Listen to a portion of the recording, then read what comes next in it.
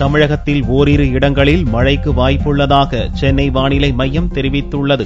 கடந்த சில தினங்களாக தமிழகம் மற்றும் புதுவையில் பெய்த மழை புதனன்று குறைய துவங்கியது. வங்கக்கடலில் நிலை கொண்டிருந்த தீவிர காற்றழுத்த தாழ்வு பகுதி வடக்கு நோக்கி நகர்ந்து புதன்காலை நிலவரப்படி மத்திய மேற்கு வங்கக்கடல் பகுதியில் நிலை கொண்டுள்ளதாகவும், இதனால் அடுத்த 24 மணி நேரத்தில் தமிழகம் மற்றும் புதுச்சேரியில் ஓரிரு இடங்களில் மழை பெய்ய வாய்ப்பு உள்ளதாகவும் சென்னை வானிலை ஆய்வு மைய இயக்குநர் ரமணன் கூறினார். நேற்று வங்கக்கடலில் நிலை கொண்டிருந்த அந்த தீவிர காற்றழுத்த தாழ்வு பகுதியானது வடக்கு நோக்கி நகர்ந்து இன்று காலை 8 மணி அளவிலே மத்திய மேற்கு வங்கக்கடல் பகுதியில் நிலை கொண்டுள்ளது.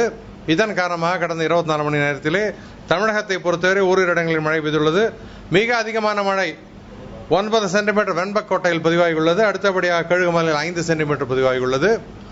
அடுத்த 24 மணி நேரத்தை பொறுத்தவரை தமிழகம் மற்றும் புதுச்சேரியில் ஓரிரு இடங்களில் நாம் மழை எதிர்பார்க்கலாம். கடந்த 24 மணி நேரத்தை பொறுத்தவரை அதிகபட்சமாக வெண்பக்கோட்டையில் 9 சென்டிமீட்டர் மழை பதிவாகி உள்ளதாக கூறிய ரமணன், கடந்த ஆண்டுடன் ஒப்பிடும்போது இந்த ஆண்டு இயல்பு மழை பெய்துள்ளதாகவும் அவர் தெரிவித்தார்.